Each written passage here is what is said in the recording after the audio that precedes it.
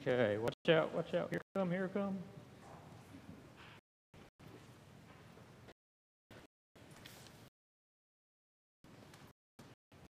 How are y'all doing today? Good. Are y'all excited about tomorrow? Yes. Excellent. Now, is tomorrow Halloween? No. Thanksgiving? No. Easter? No. My birthday? No. Jesus' birthday? Yes. Excellent, excellent. So we have this this time of the year, and I don't know about you, but as of yesterday, I had 5 different pageants or some type of caroling over the last couple weeks. Have y'all been to a pageant lately? Mm-hmm. I've heard this birth story over and over again. That I recognize this year. And that is, there's a lot going on. You go to the pageants, and sometimes there's a lot of talking, sometimes there's none. But there's always a lot of singing, right? But there are 3 people in every pageant and carol story that I have seen that remain quiet. Those 3 people are part of the Holy Family. Now, the Holy Family is made up of Joseph and Mary and Jesus.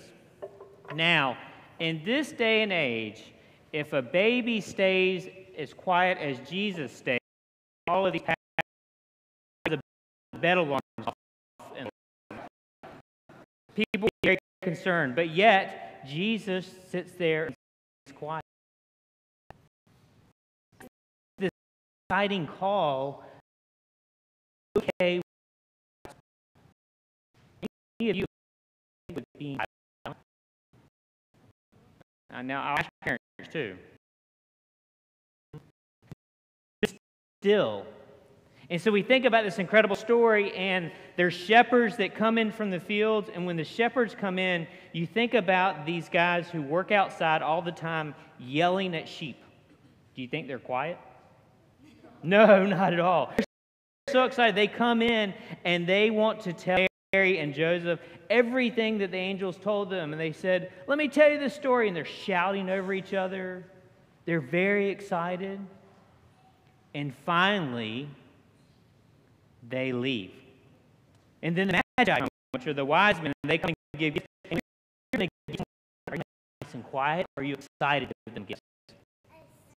Excited, exactly. So they get all this noise and commotion, and then finally they leave. And when they leave, that the night becomes holy. The night becomes silent.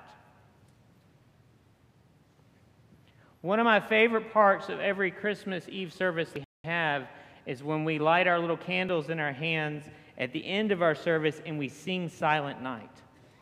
And as we sing Silent Night, we lower the lights in the church, and it invites us to get comfortable in our wooden pews. And as we get comfortable and we see this flame in front of us, we become very aware that if we breathe out too much, the flame might do what? Go out. So even as I'm talking, I can see the flame dancing around in front of me. So I become aware of how loud I am, how much air I'm pushing out. We live in a world that is very noisy. We live in a world that there's all these types of things that are going on. It feels like it's hard to find a place to feels like that people always argue, talk so that they think about anyone that might be coming into our world. And Jesus sleeps. Now, I think a person named the Grinch. Ever heard of the Grinch? Mm-hmm.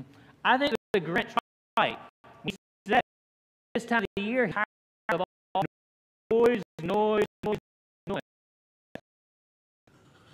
I think that God calls us to settle in and to be quiet.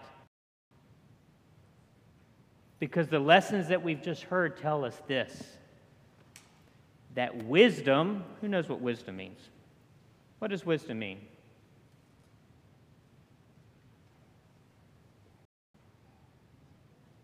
You want us to come back to you? Oh, you're just yawning? Okay, people do that in my sermons all the time. What does wisdom mean?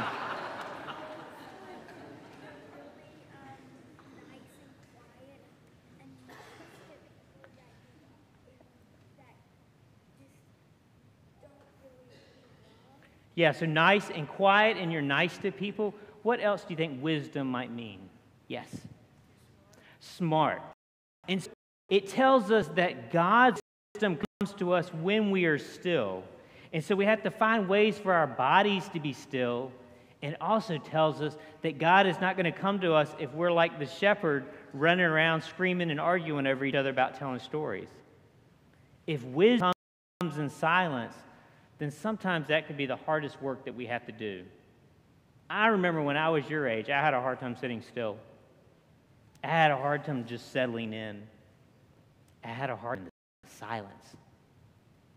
But in the silence, that the wisdom of God teaches us something very profound. So all those people will come and visit Jesus, but it's when they leave that the silence makes the night holy. Now, have any of you ever seen that movie, Boss Baby? Yeah. So Boss Baby is about this baby that comes right and knows everything about everything and talks a mile.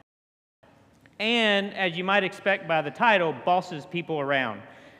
So Boss Baby is not how babies act. And so if Jesus is born with all the wisdom of God already, and Jesus has all of the knowledge of God already, it's why Jesus remains quiet. Because we don't want to have a boss-type baby to be born into the world. Jesus waits until the world is ready to listen to Jesus. God waits until the world is ready to experience the power of God's wisdom coming into the world. And what it's going to expect all of us is to do this, to be comfortable in the silence. Now, if you take a look at the manger set here, what shape do the legs make? Yes, an X. And so if we take these little X's and we think about, will you pass this around? We think about the little X's that hold the manger and which holds baby Jesus as we celebrate his birthday today. That little structure invites us into silence. It's almost like we would do this. When we feel like that we're talking too much, we feel like we're too busy, that God wants us to simply settle in, that we place it over our mouths like this.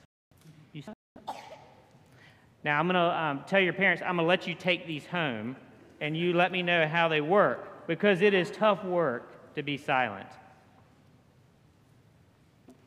I want to share with you a wonderful poem that was written in 376.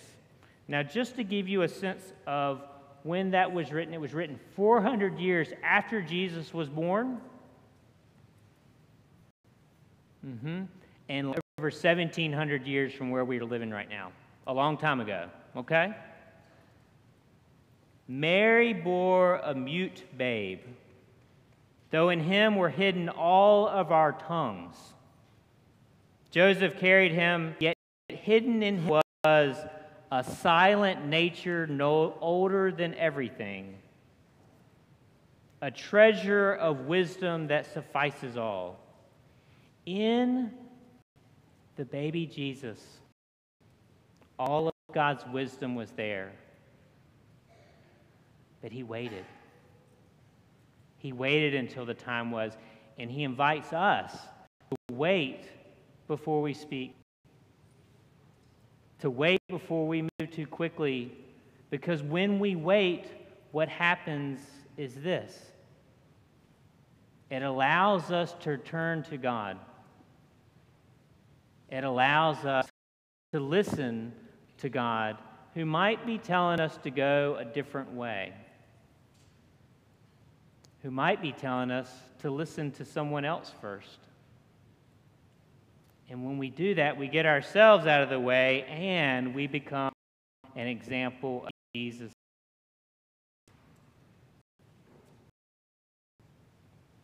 As you're celebrating Christmas over the next day, I challenge you to do this.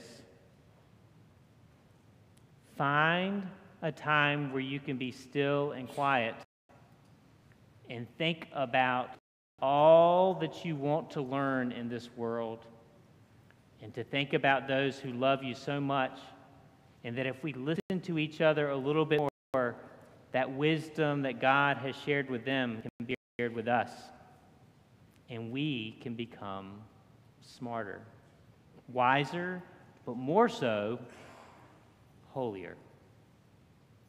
Amen. This time I invite you, and we're going to stand, and here where we are, I'm going to invite the congregation to stand, and we're going to repeat after me the Children's Chapel Creed. Are we ready? I believe in God above. I believe in Jesus' love. I believe the Spirit too. Comes to teach me what to do. I believe that I should be kind and loving, Lord, like you. Amen. Thank you. Let's give them a hand for their attention. You can go with the prayers of the people.